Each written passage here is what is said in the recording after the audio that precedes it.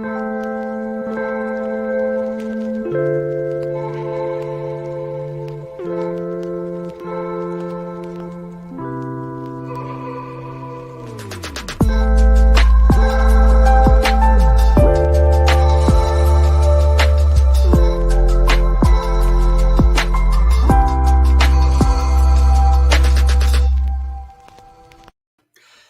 and welcome back to the Greensboro College Analytics Minor live series. So I've got a super exciting class for you guys. So we're having a true expert in retail sales. So I'm so excited to have Jon on, and what he is going to do is critique one of my students' Tableau dashboards. So we have an excellent use case for us to do a mock interview. So without further ado, let's just bring Jon on. Jon, how's it going? Doing pretty well. Good to see you. Yeah, how are you doing? Hanging in there. I feel feeling pretty good. But yeah, it's been like what, 6 months since you've been on the podcast? Yeah, I lost count. It feels like yeah, it's been a while. But I mean, so we're having you back on again for another mock interview. So for you guys who are tuning in and haven't seen, you did a full 30-minute mock interview with one of our super fans, and then we watched it back almost like a sportscast, and we did like commentary on why you asked the question, and then, you know, how Abe Diaz, who's super champ, and just, you know, I think you put him on the spot. I don't think there was too much prep, but I mean, he did an excellent job. So before we get into, so we've got multiple things. So number one, we're going to review the hashtag GC Analytics challenge on LinkedIn. But before we get into that, why don't you give us just like a quick reintroduction to who you are for those who are new? Yeah, I can do that. Hi, everyone. It's a little bit hard to tell. We can't really see anybody, or we don't see any stats. So I feel like I'm just having a conversation with John David here. But so quick overview, one housekeeping item. So I'm a manager of an analytics team that's evolved into a data science team at Home Depot. Anything that I share is going to be my personal opinion on these topics. So just to kind of get that out of the way, I'm gonna go into a little bit about things I've learned and what I think is interesting, and kind of share my points of view on some things. And then as far as the quick background, like how did I get into analytics? I learned SQL first at Home Depot in 2013, and that's been a stepping stone in quite a number of different directions. So it's at first, to kind of keep it simple but connect all the dots, right? First, you want to be able to access data. Then you want to be able to learn things from it. And then as you continue to advance, you might notice that you want certain people to do certain things based on what it's telling you. And then you want to close the loop and see, did anyone or everyone do what we were hoping they would do in light of what we learned from the information? And that a lot of those steps have fancy titles, or fancy names. I don't think any of that's needed. That's how I think about it. So I'm part of a team in a broader organization, and our goal is to provide actionable information that helps to shape the business and have the impact we're looking for. Awesome. You're literally the perfect person for us to talk to about retail sales analytics, because I mean, you guys are massive. So I'm super excited about this. But without further ado, let's jump over to LinkedIn. I'm going to share my screen, and we have two really solid submissions this week. So it looks like someone in the live chat said that, hey, I've posted something. So let's see. So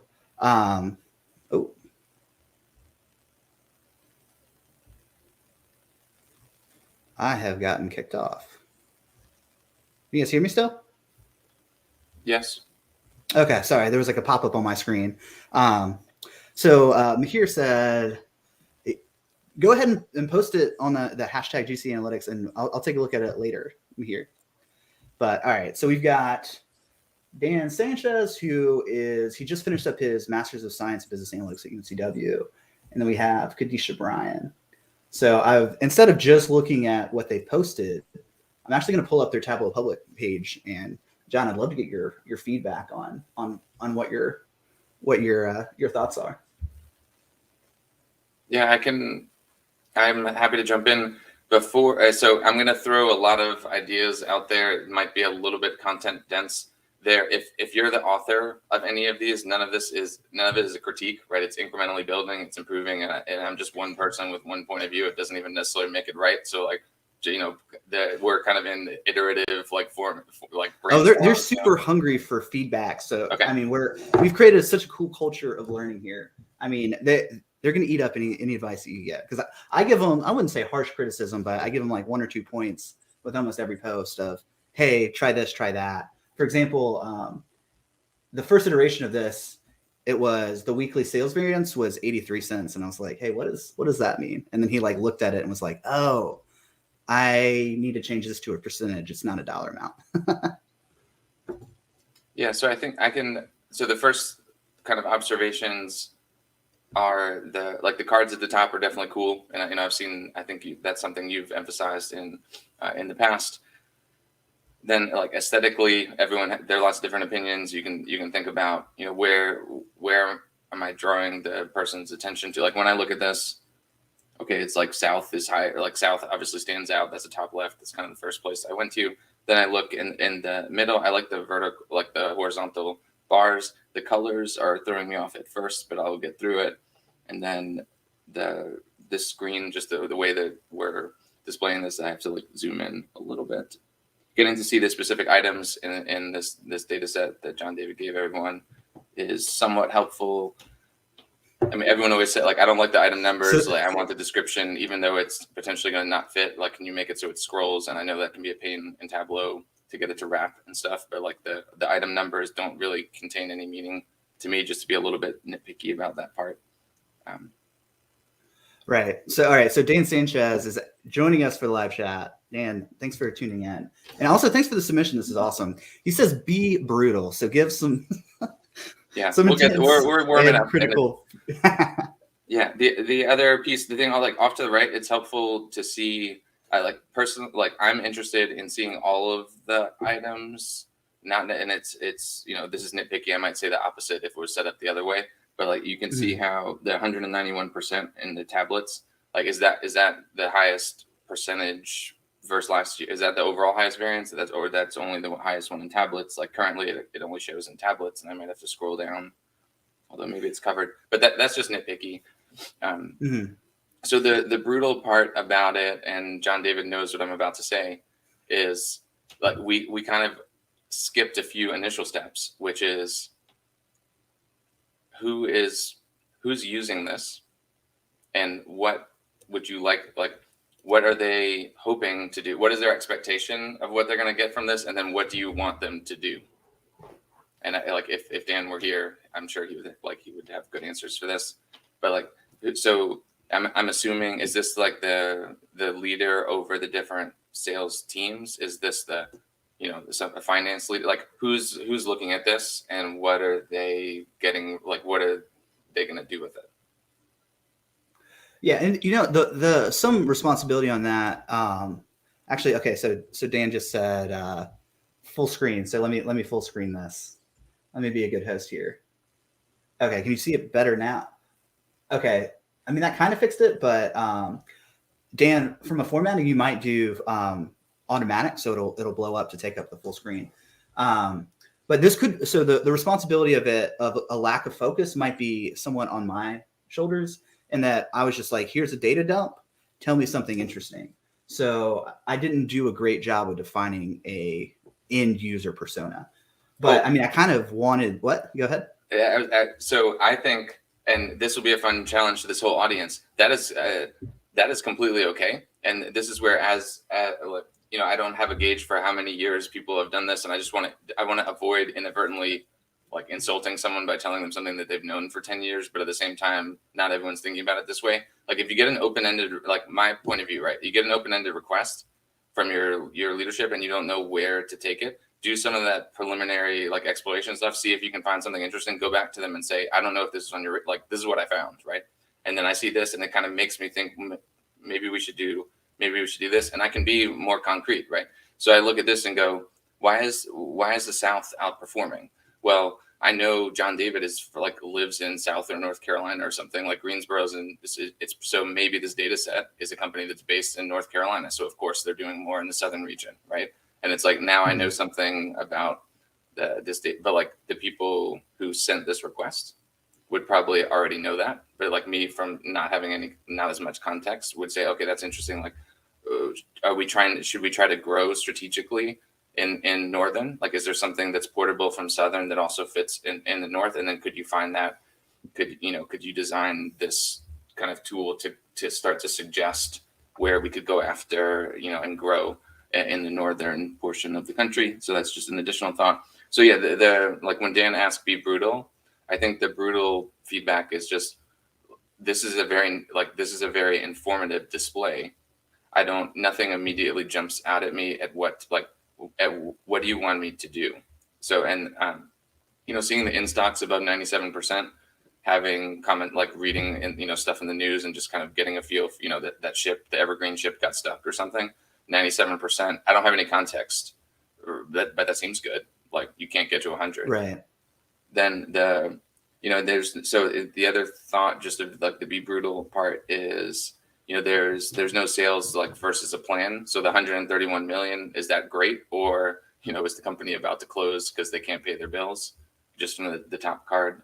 Yeah, but I'm basically just going to repetitively say what's the context, and that's that's kind of the negative view. The positive view is look how easily the South observation was able to jump off the page to me. And then in the bottom right, and in the bottom left, when I look and see, okay, what's the blue one? Premium computers.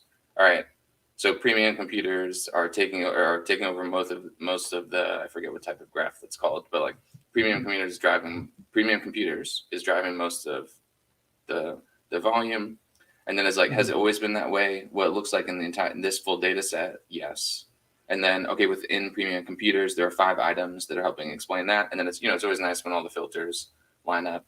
So then I would think, oh, is there a way to look at the premium computer sales by South, North, West, and Midwest? Is it already doing that? When you clicked on bottom left, did it filter the South? No, that would be really interesting. Kind of this would be a gauge of how much percentage of sales are coming from one specific category. Yes. So as we're riffing, maybe then you can see, and then of course, is my portion or my whatever penetration mix of premium computers relatively consistent across the regions, or are we more is premium more dominant in a particular area? Yeah. Well, I think it's laid out really interestingly. And I love the, Dan, great job on doing kind of the highlight filter. So I can drill down on a specific different type of category here and then see, all right, this is highlighted, these are all faded back. Fantastic job there. One thing to note, aesthetically, you may want to make the category much larger or make the filters pop out more. Because I mean, right now it's kind of hidden within this dashboard. Maybe that could be right up here. So it could be choose your category and really call out to the functionality here. Another thing that would be interesting is, okay, so this tablet is selling 200% more than it did last year. I would want to know, how is the in-stock percentage keeping up with that change? So maybe you could add in, instead of having it just one solid color for the different categories, we could have it a color gradient. So the darker the green in the situation, the higher the in-stock, all the way, lighter green would be, not as good. So that's kind of a nitpicky point, but Dan, overall, good job. I think this is fantastic. I don't want to spend too much time on this because we've already spent 10 minutes on it. So Dan, great job. That was awesome. So now let's get over to as the next one pulls up, I noticed Dan that did have a lot of tabs. I'm not saying we should go back, but that other one did have, maybe the tabs were just the worksheets that was building out that view. It's possible that Dan had a ton of more depth of stuff. Just FYI for everyone, in case you want to go look at what Dan did after this or right now. True. Got to say, thanks for the shout out for the brand. I like it already. So what are your thoughts? Oh, so the first thing is the color continuity, and I'm no expert in this, and actually spend a lot of my time trying to spend less of my time on dashboards. If you track with me on that, but Yeah. this is very like, yeah, I don't, it's very appealing, and it's like, it's simple. And then I'm a little bit of like, I like the maps too much. So the map always wins me over, and a map with a simple, the color coding makes, oh, like, okay, Texas. And then of course we're going to say, well, wait a minute, Texas and California always win. Like, are you considering it by population? Are you having some way so it's not always Texas, California, New York, and Florida? Oh, I think it just went astray. I think I just broke it. And then another thing of just being, the cards at the top are really cool, but just to be a little bit of a pain, the numbers, ideally, like the 300, what is that, 12,746,000, just the Texas one, like, yeah, just do 12.7 million. The $426 doesn't matter as much, and it's like, kind of, who cares? But if you did that, you might be able to make it larger, so it's easier to read. But part of this is, this small screen that I'm using. Right. Then and just clicking through to kind of get a feel for how dynamic, like when you click, what changes. I'm a little afraid to click it because I just broke it. Let me unmax. Okay, there we go. All right. So I know that she had filters for month, which I think is really cool. Okay. So that's a very selective filter. So it's just filtering the products where the overall looks like the state and the states stay the same. Yeah. I wonder if the data set is designed where the monthly, I don't think the monthly filter could apply to everything. Oh, that's a good point. Yeah. You've done your homework. I love this. Good point. You're bringing up points that I should know. Yeah. But this totally happens. You end up with, something useful from two different data sets that may, like, it's, you don't always get the perfect, level of granularity, or, things don't always roll up perfectly. Yeah. Hopefully this feedback is mildly helpful. I think I just feel obligated to say same question, right? So this is a cool, this is showing me some interesting things about this. Is there anything in particular that I should do or want to do? Like, it's nice. It's sort of interesting that the SKU, that SKU number, and same thing, SKU number, like the item descriptions might be more helpful, even if it's a pain to get the formatting right. The top product, like, I like how easy it is to see the top two products. I just don't know what they are and what category they're in. So that's like the nitpicky part. The other part, it's cool to see the dollars and the percentage, which I'm assuming is year-over-year growth or period-over-period growth. So, like, that's really nice off to the right side. The map's too small just to, relative to the other components. I always struggle with this. Like, I want to put maps in everything, but it's hard to get it like get it to work in a way that it's not just like that looks cool. And then the bottom section. It's not called a landmass graph. I forget what this is called, but I see them a lot. And chat, you guys know what this is? Maybe somebody could type it out. I think it's a filled line chart, but I could be wrong. And I should totally know this by now. What I would say is that section does show me, like, this is where it's fun to give John David a hard time. That suggests that potentially these different data categories might have been all developed off of one data set. What I mean by that is, like, the personal or the premium computers follows a certain seasonal shape. The other items seem to follow a very similar shape, almost like they're just 7 times less than the premium computers. But that kind of comment aside, like, it's very nice to be able to see the seasonal pattern, and the bottom graph does a good job of making that easy to tell. Awesome. Cool. Well, I am so grateful for the audience who is okay. So Jimbo Leroy Jenkins says it's an area chart. Oh, that sounds promising. Okay, so what we should do now, I need to get set up a little bit. Let's cut to a quick commercial break, and I will come back and we can jump into William. I hope you're ready, but let's jump into the actual mock interview. So we can do. Are you looking for real data to analyze? An actual problem to solve? An experience worth talking about in an interview?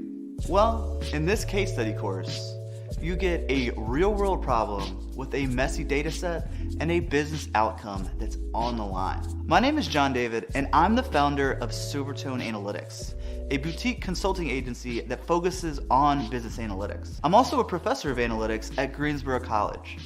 And in 2021, I had the privilege of combining these two worlds. My real-world Greensboro College students got to work with my Silvertone Analytics clientele for the Analytics Minor capstone course at Greensboro College. This case study course is modeled after the lessons, the trials, and the tribulations that my students went through in the Analytics Minor capstone course. My students got to work directly with the president of an organization that is clearing over $150 million in revenue every year. And this case study course keeps the exact same data structures that they worked through in that case study. But I anonymized the data to protect my client's privacy. So are you ready to solve a real-world business use case, build a killer analytics portfolio, and even learn how to communicate these findings in an interview setting? Well, click the Take This Course button now and join me inside. All right, so we are going to jump into a mock interview segment, which, John, you've already done an amazing job of this one time for us, so I'm really excited. I'm going to pull William on the chat right now. William, how are you? I'm good. No complaints. So, okay, John, how would you typically do this if, let's say that one of your candidates had like a portfolio? Would you ever pull it up in an interview? Oh, I like being on the spot here, and I have to be a little bit thoughtful of how many. Sorry. What I share, but basically my personal opinion is, and I've shared this on LinkedIn, right? If you have some stuff in Tableau public, if you have some things in GitHub, or like basically anything you've posted that creates your online footprint that shows some of your work. Sometimes people have that in their resumes and they're even active links. I will click on those occasionally to get a feel for the type of work. So the short answer is, in my own experience, I'm looking at that before the conversations start. I probably wouldn't pull it up in the interview, but I might ask them about it. Like, oh, that thing was cool, or it looks like you tried that problem from a few different angles. Like, have you thought about it at all since then? Okay, so I have had past students say that they were asked to send their portfolio to the hiring manager and they pulled it up in an interview. Maybe that's more for a Tableau-centric position, but let's kind of like role play that you are a hiring manager looking for a Tableau developer in the retail sales space. So sure. I'm going to be a panelist. You're going to lead the interview. And William, I guess you can go ahead and pull up your screen. Alrighty. Let's see. One clarification, and yeah, John David, I think framing it's helpful that kind of my expectation, if someone's developing, dashboards, the experience along with that of like determining where the data is, thinking about what to focus on, working with business partners to potentially help to shape the focus.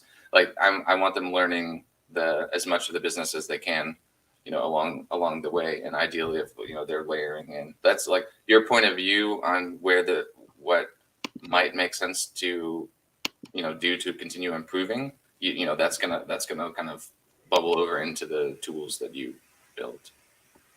Okay, can you see the dashboard? No, it's just a black screen. Not yet. Okay, hold on. Could you pull it up in that tab?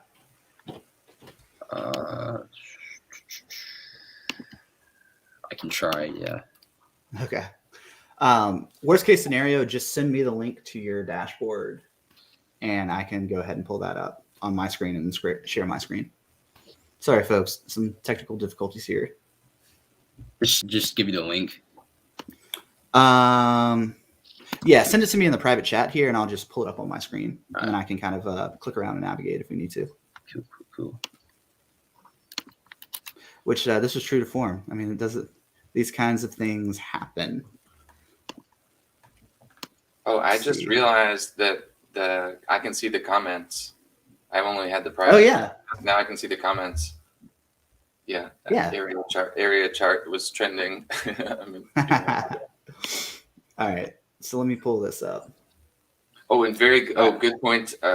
Users are afraid to click. This is definitely true. Like if you build something cool and you think all you have to do is start clicking around, like your audience doesn't, or your users don't always know that that's an option.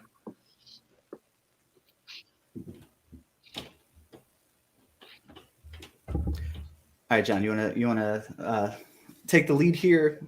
Oh, sure. Okay. So, and then let's see. So, William, this is something you worked on. Thanks for sharing this project. One of the, as we're considering you for this hypothetical role at a hypothetical company, getting a feel for your previous work and like help us to see if it would make sense for the current and future projects we're doing. Before we even jump into the functionality, before we start clicking around, can you give me a little bit of context of what problem were you hoping to solve when you started building this? Yeah, so we looked at retail sales data and made a demand planning dashboard. So we wanted to help businesses meet customer demands for products while minimizing excess inventory, pretty much. Nice. And then one follow-up question that you won't always get is, in that setting, were there particular goals of like how much? So you mentioned meet customer demand.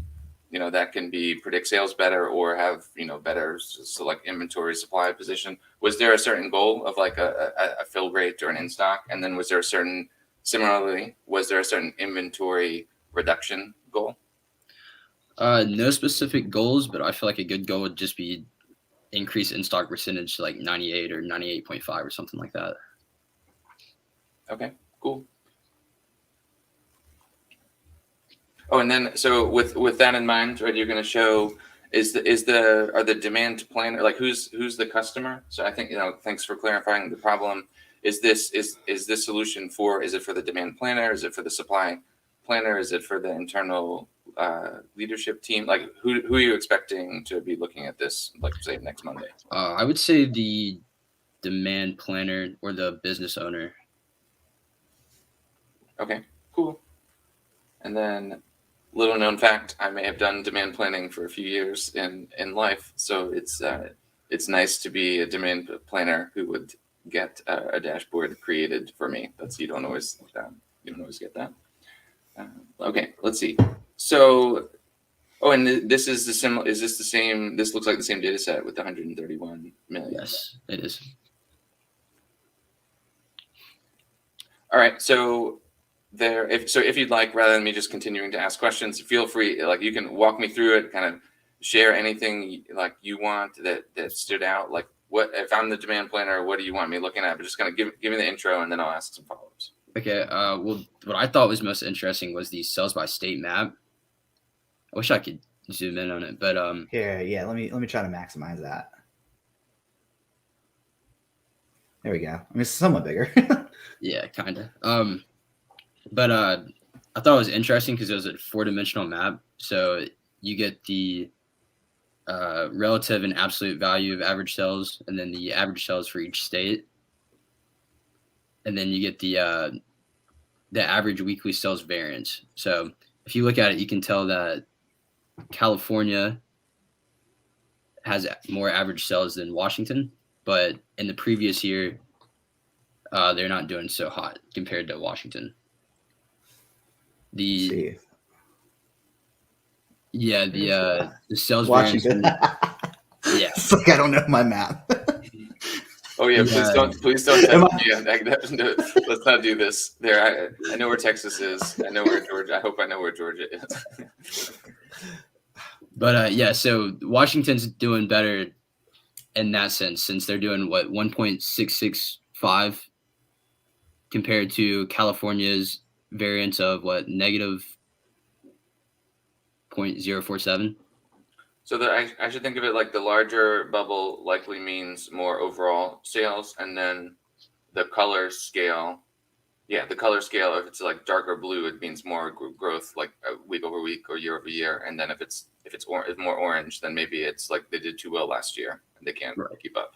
Growth from the previous year to the current year. Yeah.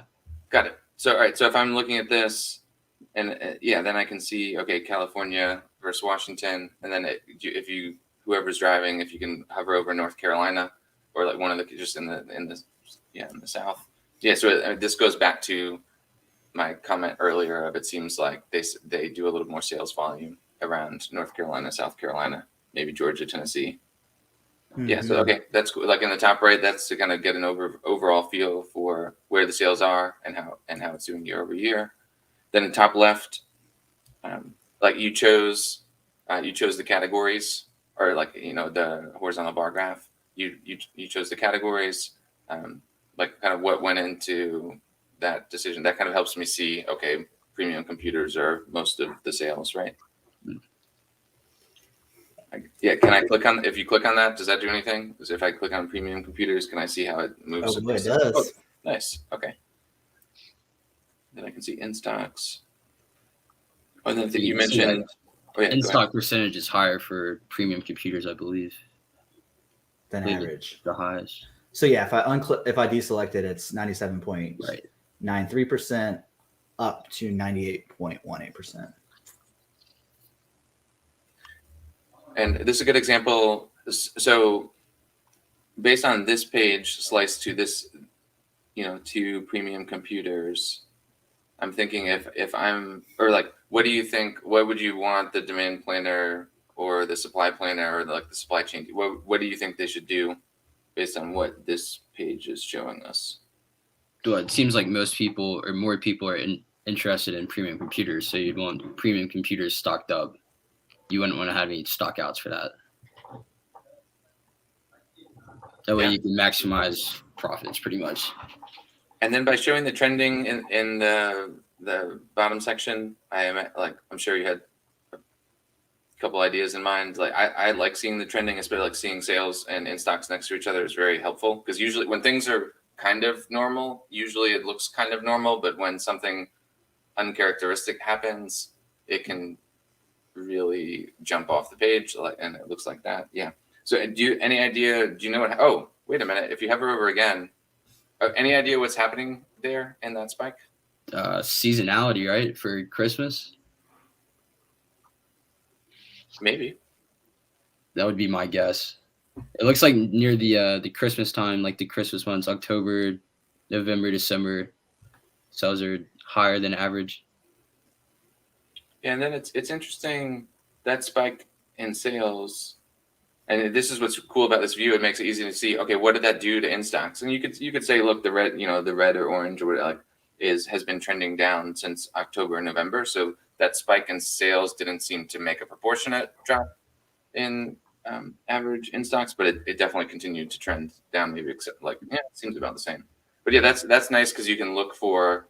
The user can kind of find a seasonal pattern or kind of test some theories of okay, it got a little spiky around the holidays, but it's like, were there other seasonal spikes? Think of the traditional U.S. holidays. I don't see any of them being maybe June 30th. No, there's July, early July. There's Memorial Day. I'm not good at holidays. Not good at holidays or states or months. But I don't. So December seems to jump out the most. So what I'm trying to say is that I like the bottom section, because you see how you have me thinking about it more and trying to find patterns on my own. I think the trends make it easy to look for that. So that's cool. William, I've got a question for you. Yep. So there are multiple peaks in sales. So there's a peak in sales here, but the in-stock percentage was not effective. If anything, it actually went up. So what do you think is going on, the difference between this peak and this peak? Because this is a peak, and then it's causing pressure on our supply chain and our in stock and depleting that. So what do you think is going on in that situation? Yeah, so maybe people are looking for premium computers or something, and they don't have what they're looking for, maybe,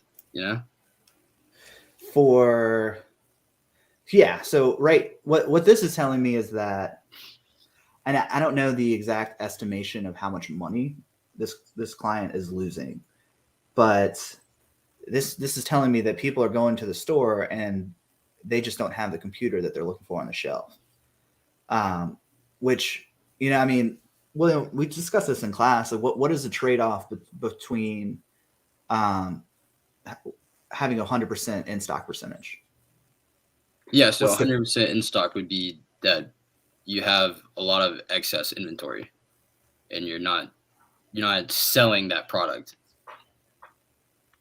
Right. So you'd have all this capital tied up in a product that's not selling. Because I think that there's a point of diminishing return. Maybe it's around, I don't know, 98%.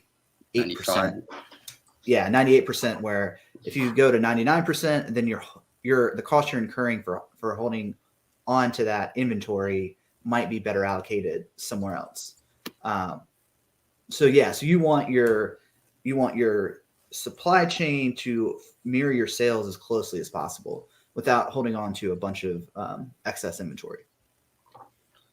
It's the minimum effective dose, right? Is that what you? Right. Yeah. Threw that word out there. I love that word. John, you got any other questions? Many thoughts on the in stocks and sales, but we won't. We could go down a rabbit hole that I don't think we should do right now. But the overall feedback is that it's nice to see the trend. It's nice to see the map, and then if there's like curiosity to drill down further into the specific items, I'm sure that's something that you could this could evolve into. And then I saw Dan in the comments ask about dashboards versus stories.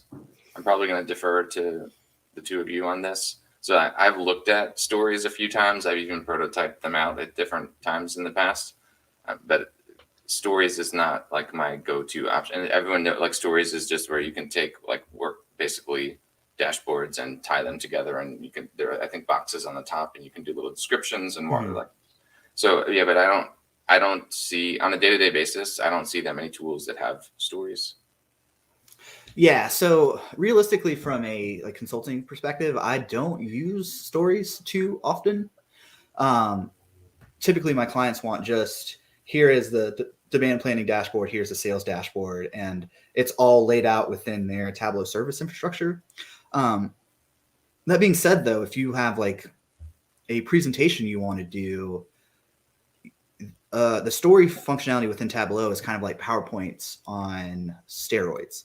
So it's basically you're making an interactive, real-time PowerPoint slide where you can go through and you can tell a specific narrative. But I mean, I guess that kind of speaks to the fact that I build out analytics infrastructure, like reporting infrastructure for clients. I'm not doing presentations to, their board of advisors, for example. So I think it's kind of context dependent. Dan, if you are looking to do a presentation to a manager, I think a storyboard would be a great way. I mean, you could whiteboard out like here's point 1, here's point 2, here's point 3, to where what we're seeing with this specific dashboard is just you're democratizing the data, so to speak. So you're letting the manager or the brand manager in the situation be able to click around and uncover insights for themselves. So what I kind of prepping William on this a little bit, like we met one-on-one yesterday, and the way that I would explain this to a client is, hey client, we built out you a dashboard for your demand planning. So this helps you optimize your return on investment for your inventory. So you have your total sales and you have your in-stock percentage. Your in-stock percentage is a good metric on how well your inventory is following demand. And you can also see a few different visualizations of how demand might manifest. So you could have, a variance in demand by category, by region, and by time. So seasonality. And I've architected out this dashboard for you so that you can drill down and find your own insights where, your supply chain is just not, or your demand planning is not picking up. So for example, if you're selling marine accessories, you probably don't want to stock those during the summertime. So there would be a huge amount of seasonality within the line chart here, looking at in-stock percentage and sales. So does that make sense? And then I realized, assuming we're doing well on time, like if I were simulating, like there are a couple of kind of interview themed questions that just come to mind of what I'd want to ask someone who's developing Tableau dashboards and tools. Do you want to do that for a few minutes, or are we? Say that question again. Oh, I have a few like interview themed questions for William, because I basically just ask about the dashboard, but I didn't ask of like, so when you were building this, did you think of any other, did this type of problem remind you of any other types of dashboards or problems you had worked on in the past that you could kind of like reference or leverage to build? Like, basically, was it similar to anything else you had worked on where that context helped you here? Well, I haven't really. This is one of my first dashboards that I've actually made. But we worked on a couple. I think it was like the sales. Was it sales analytics we did something with? It kind of reminds me of Well, the first project we ever worked on in this class was looking at my Udemy review data. So were there any insights there that might be portable to this use case? Well, it was different because we didn't have the in-stock percentage with the Udemy, but we had I think it was sales by category. You figure out which class or which course was doing the best. Right. Yeah. Great job. So that makes us more impressive. Like, so I didn't have as much context. So this is very good for first 5 or 10 like iterations. When you were building this, were any pieces particularly difficult where Tableau's behavior was like, why are you making, like, you're supposed to make my life easier, you're making it more difficult? Like, which of these things did you have to struggle through where, looking back now, you could do it much faster in the future? Yeah, I would say the time series data, the line chart, because I didn't know how to do the dual access. And then once I figured out you could do the dual access, it just made it easier to see. So instead of having like a graph or a chart and a chart, you could just combine them. Made life easier. And then one follow up on that, was dual access part of like the objectives, or did you decide that you should do that, or is that part of the it was more of me just seeing how things looked. And once I figured out it looked better with them together, I was like, oh, I just need to use it that way. Yeah, and just one comment now that's not a question, like that. I think that's very cool. Like Tableau has so many, like there's so much nuance. I probably know like 1/1000th of what it could do, and it's enough to get by. So yeah, it's like each project, there are probably a couple little, I don't want to call them tips and tricks because it's different from that, but it's like you're going to learn something new that then you can apply in future settings. So it's actually, William, I've got a very pointed question for you. Why would you not want to use a fixed axis for that line chart? Would it be as easy to see the difference in the two, or like the correlation between the in-stock and the sales? Well, okay, so this is a specific problem we worked through yesterday. Remember when we fixed? So what we did was we manually focused this map or this line chart, because before it was just one line. Like the in-stock percentage was one flat line, so it was from 0 to 1, and everything was within 0.95 to 0.98. So it's just a flat line. So how do we remedy that for the first time around? I don't remember what we clicked, but I remember when this was interactive, the sales by category, it wouldn't show up in the chart, so we had to go back in and click something. Right. So John, what we were doing, we were kind of playing around with this, and this is I really enjoy like these one-on-one sessions with the students where we get to actively problem solve this together. So my first instinct was like, oh, we need to center the map. So what we did was we just looked at the chart here, and it was like, okay, 2.25 million is the lower bound. So we right-clicked, edit axis, hard-coded that in. But then what happened when we drilled down on low-cost computers? Let's see where that axis shifts now. It shifts all the way down to 250,000. So it essentially broke the map. So this blue sales line just disappeared. And for a second, I thought, wait, is the data source broken? Like, do we not have sales for that? Because like John, you saw this. Like, this might be coming from the regional sales. And then maybe there's just sales missing from the weekly sales. So for context, this is two different data sources. We have sales by region and then sales by time. So I was like, oh man, maybe this is just a broken data set. But then I don't even remember how we figured this out. But I think we clicked on premium computers and we could see like just the tip of this that was still kind of visible. Yeah, because look, that's like right above that 2.25. And we're like, okay. So now we've broken our dashboard. What we did was we figured out we can edit the axis on both of these line charts so that it just doesn't include 0. So it just snaps to focus and centers the line chart. I'm kind of curious to your thoughts on that. John, do you think in this situation it should have 0 in the axis? Oh, I like the no zeros. Like, it helped me. It's a little bit of double-edged sword, because if without the zeros, you can end up super zoomed in. So something that's like 99.1, 99.09, 99.11 can look like it's noisier than it is. So as long as you keep that in the back of your mind, I prefer no zeros. I like the way that this is, and it's dynamic. You just kind of lose the ability to compare across, different categories as you're clicking. Like, Right, yeah. one of these is all 98% and one of them is 70%, but they're both kind of the same week over week shape. You wouldn't necessarily notice unless you were actively looking off to the right to see the 0.98. Well, I mean, let me push back on that. Should we do that? Should that, from your perspective, is that an insight we should know?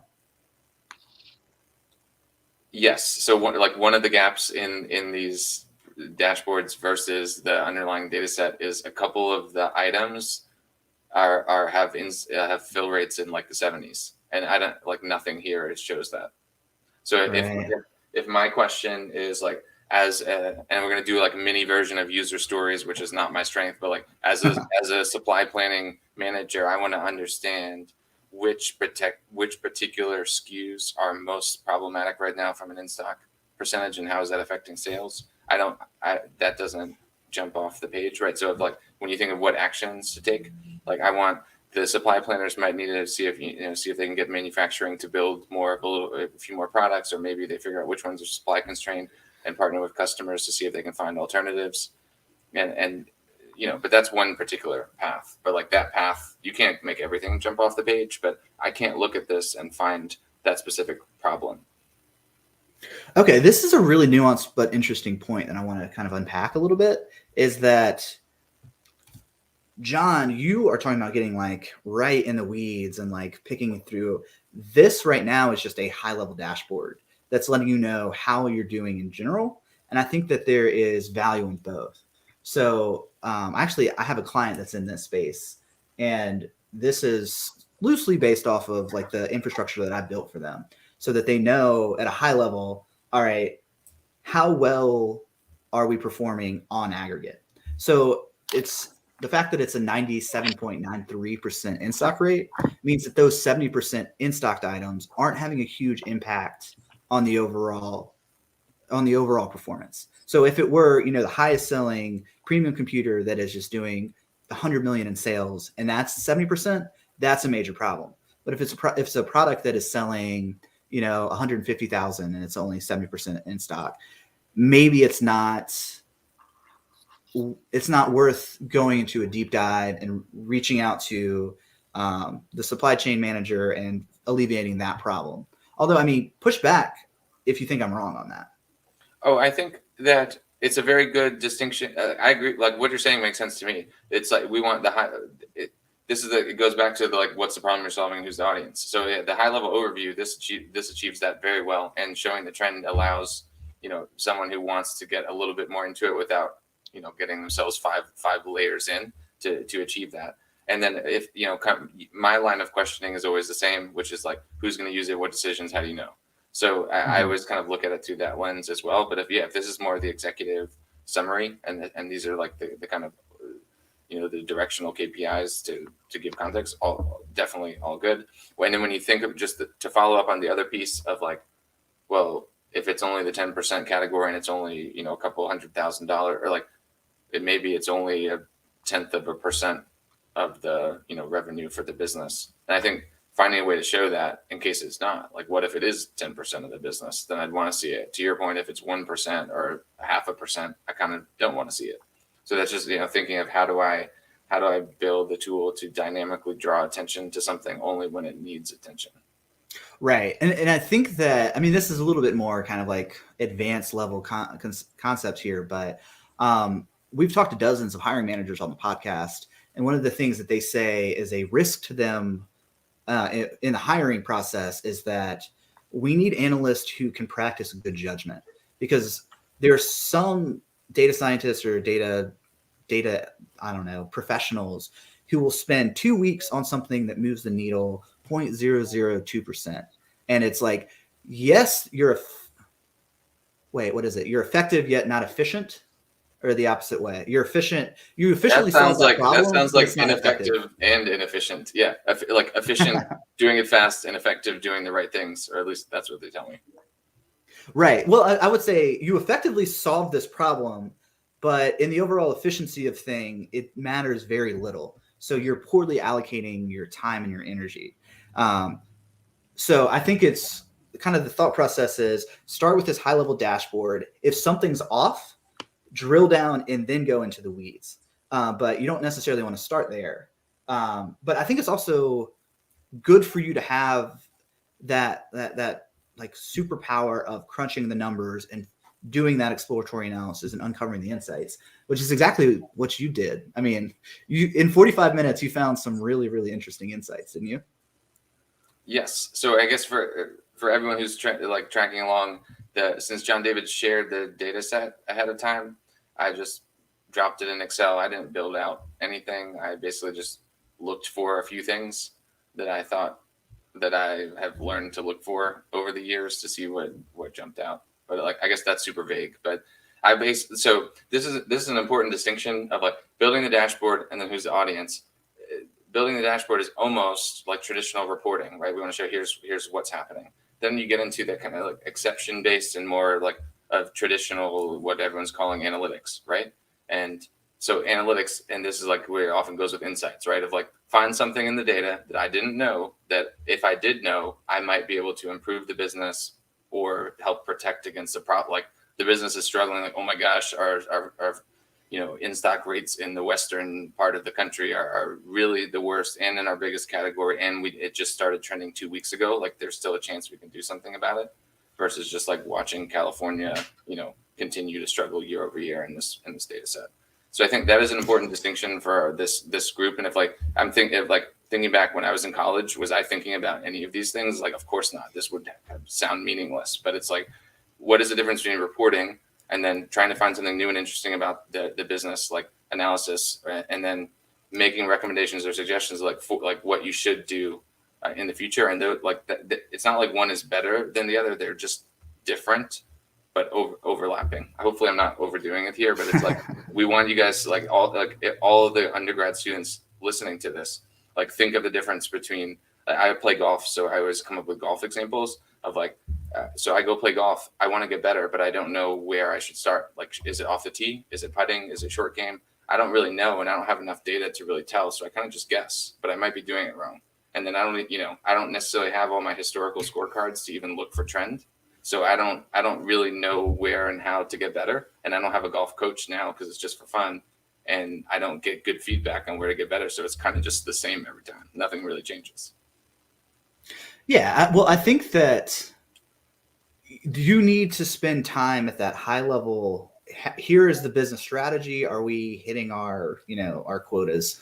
But then also as an analyst, I think you should spend some portion of your day kind of rooting around the data and finding interesting insights, because what that does to you is you develop, what is it? Not social capital, but like you develop a huge amount of value to the organization because you were the one who knows the data source. So just going around and starting to get kind of an intuitive feel for what's going on, you can be kind of that first line of defense of, hey, this is off. What if there is time and energy that you can allocate to some of these? I mean, I kind of think of it like, what is the juiciest, lowest hanging fruit?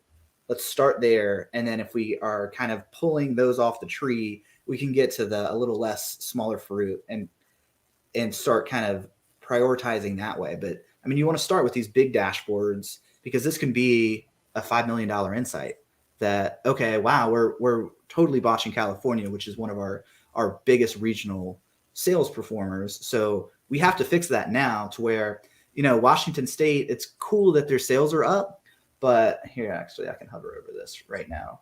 But they're only doing 169,000 in sales. So the fact that we're having some stockouts there, it's not going to hobble the overall performance of our organization.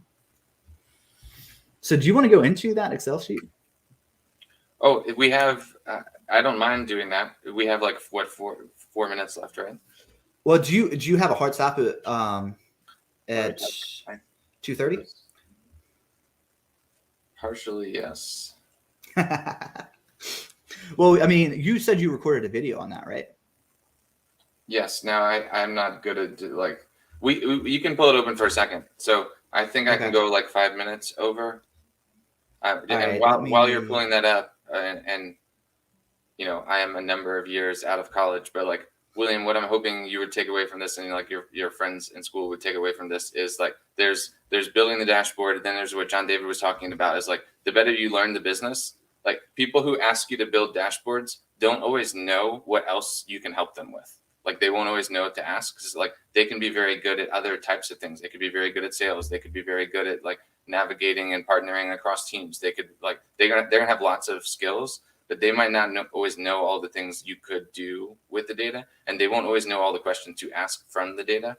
And maybe I'll show a sloppy version of that here. So, and John David, you could just go left to right. So this is of course John David's data set that is not proprietary to anything at all, that he shared with everyone on LinkedIn. And then when you look at the first tab, or you can just click through the tabs. So I kind of went left to right, and I just started asking questions that I'm interested in.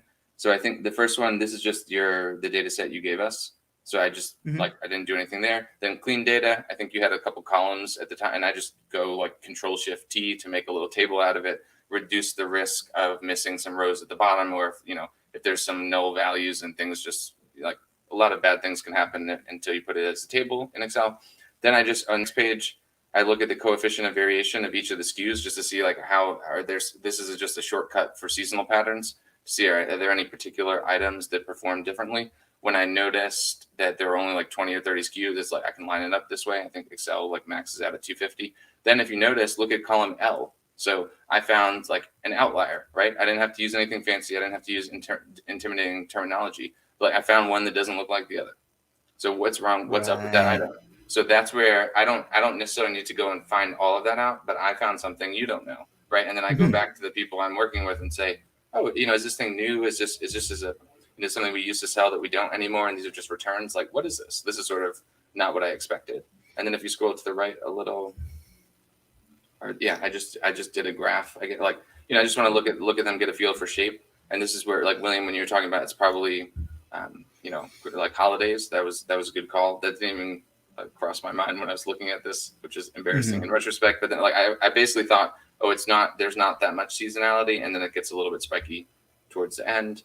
And then just like having looked at seasonal profiles a ton, this is a little bit different than what I'm used to seeing. It just it doesn't have enough noise. And then that was kind of my main takeaway from this, is like, oh, this looks like it might be like manufactured data. Like this might be data that John David made, because I would expect to see more noise. and then next tab is like pivot. That's poorly named, but I did this in 45 minutes. Yeah. So this is my first, and then it's like, oh, I took the highest selling category, the 70% one, and just right click it and do secondary access, right? So then I'm just looking, then I can kind of solve the scale problem, at least for like not in a dynamic Tableau dash, but just to get my own kind of point of view. And it's like, oh, okay, the seasonal shape does jump out a little bit more, but the yellow, whatever, like the mustard colored line doesn't really have that spike. So that's like, why doesn't that product sell as well as it did? Oh, maybe it was out of stocks, but I didn't actually go that path. But looking back, well, maybe these are gift products, and maybe this is a product that's more utility based. So maybe that's like wires or something, and then, hey, this is a great Christmas gift for people right here, or a New Year's gift. It looks like.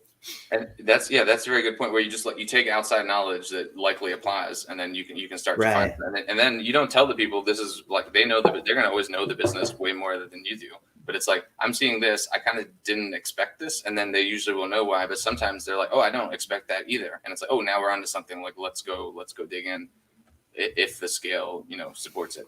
The next one, this is probably hopefully this is interesting to the audience. You might have to zoom out a little bit. This is or maybe I only prepared. Oh yeah. Okay. So I prepared the data to make it very easy to do what I'm about to show you on the next page. If you don't know what forecast sheet is, this is going to feel like cheating. So then you can just go to the next page. So I just have my pivot table. I didn't even format. I didn't take it out of a pivot table. I literally go and search, type forecast sheet on that page. I don't even highlight anything. And then this little graph pops up. So how this works, I'm not going to tell you all of the details. I may or may not know.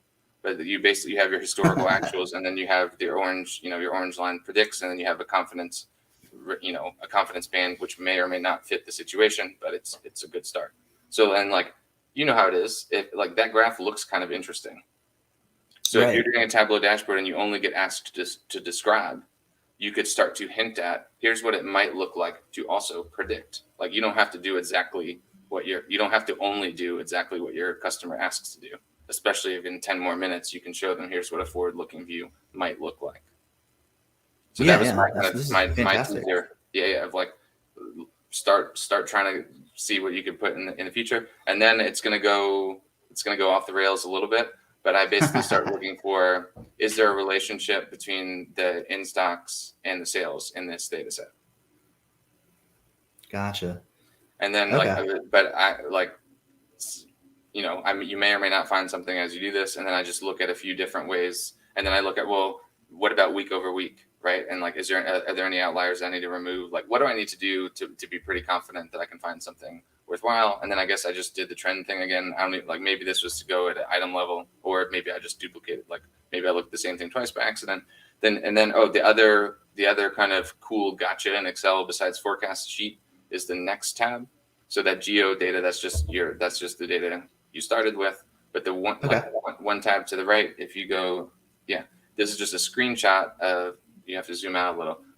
This is using, and like this maybe looks cooler or doesn't look cool. To me, it's sort of interesting. The first time I saw this, I made this in Excel within the 40 minutes of doing all of these tabs, and I hadn't done this in forever. But in the search, if you go in the search all the way at the top, like the green bar across the Excel, like farther out, or like search up here, a little higher, yeah, or but no, even higher, like near where the green bar.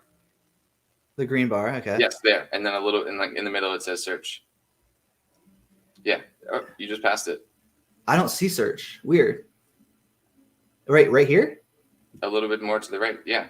That just says Excel on my screen. Oh, we have to edit this out, but this is live. If you go over like a half an inch to the right, isn't that right here? Green? Yeah, it's okay. That happens. We still appreciate it. No worries. This is live. I mean, I can't read. So in there, if you just type map, if you type 3D map, or I think even if you just type map, maybe it's just map. And it might need to be one of those things that's enabled. This is cool. Like Excel is just asking you to enable it rather than having to go to add-ons, like that whole stuff. And now you're just going to have the option, and it opens a new page, kind of like Power Pivot. So it almost feels like, am I leaving the Excel world? Like, what is this doing? Where is it taking me? It might take an extra to set up, but basically that map, I was able to build that in 2 seconds, knowing that's that awesome. this like kind of functionality exists. Like it looks like it's slowing down maybe your computer. Yeah, it looks like we broke the computer, but John, this was awesome. Just getting to see your thought process. I mean, so what you were doing was just exploratory analysis. Yes. And for the purists out there, I was doing it in Excel because it's faster and better. And there are alternatives that seem more sophisticated. But what I should, like, if I have 30 minutes to do this, that's what I'm, if I have an hour to do it, that's what I'm doing. And basically my hope in thinking of the context you guys are in, right, of like, I'm trying to meet the person's request and find a few things that they weren't expecting to say, like, that's what I can do in a day. What do you think if, a few of us look at it for a few days, or, how can we find that next thing to help them improve their business, or like, give them awareness of something in their business that wasn't on their radar before? And then also to help them validate, like, what are some of your biggest concerns about the business? And then we can look at your data through that lens and see if we find anything that supports it, or maybe like you were right to be concerned about it 2 years ago, but your team has totally solved it, and it's not, we can put monitoring in place, but basically you're good for now. Wow. William, what do you think about all that? It's a lot. It was cool. So we're gonna have to go back and replay that. John, you just dropped some phenomenal knowledge, but it was also amazing just seeing how you think critically and analytically, because you going and finding some insights and bringing that to somebody. I mean, that's such a good conversation starter that they might have more questions. So it's almost like you're actively listening at that point. Oh yeah, and I'm expecting, like, this is where being open-minded about. I don't know necessarily where it's going to go, but I know through the process I'm going to learn something about the business. I'm going to learn something from a stakeholder and see how they think, and I may or may not unlock the next amazing thing that time. But if you do that in every repetition, you're just kind of building out this like wide knowledge base, and then you see how the different leaders in the different places think about things, and you get a feel for what's driving their intuition. And then you often find common things. Yeah, I Awesome. need to breathe. But like, well, hey, I don't want to take up too much more time. You've already gifted us extra 5 minutes. John, this has been amazing. Thank you so much for coming on.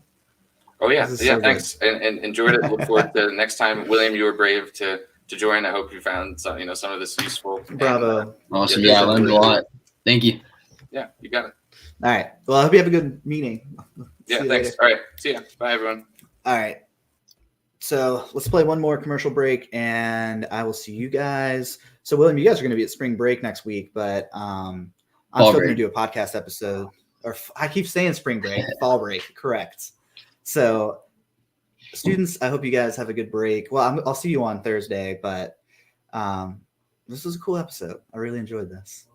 And thank you so much for being brave, William. This was awesome. Oh, yeah. I enjoyed it. All right. Well, I'll see you guys.